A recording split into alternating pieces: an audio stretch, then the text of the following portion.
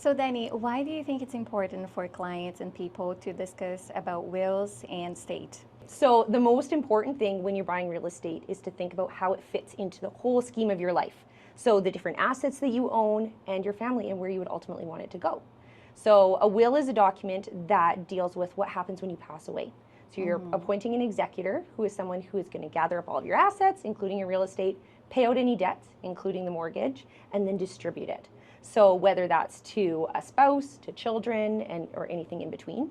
Where we want to talk about it on the legal side is, are you holding that piece of real estate as a joint tenant or tenants in common? They sound the same to make it extra confusing, but the result when you pass away is so huge. If you're a tenant in common, you own your percentage, whether it's 1%, 50%, 99%, and it's going to go to your estate, whoever you've appointed in your will. If you don't have a will, the government decides who it's going to go to. So good, bad, or ugly, that's where it would go.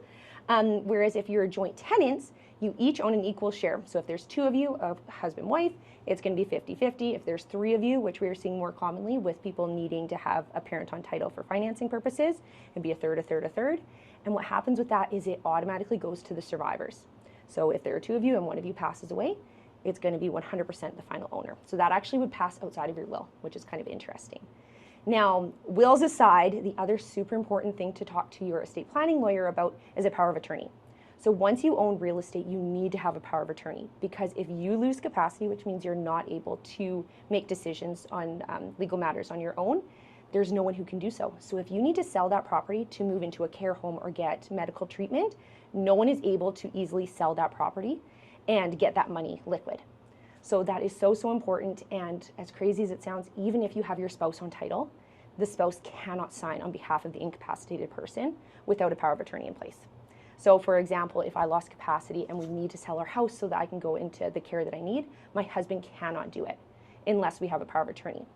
There is a route through the court, but you're talking $5,000, $6,000, $7,000, 6 months of court to get the exact same thing you would have had if you had a power of attorney done for a couple $100.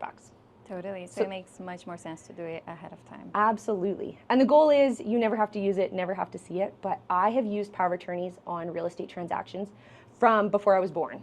And they are as good today as they were back then. So invest a couple $100 into getting a power of attorney done up, and you will thank yourself down the road. Your kids will thank you if they ever need to use it when you're old and gray and lived your full happy life and they need to sell the house.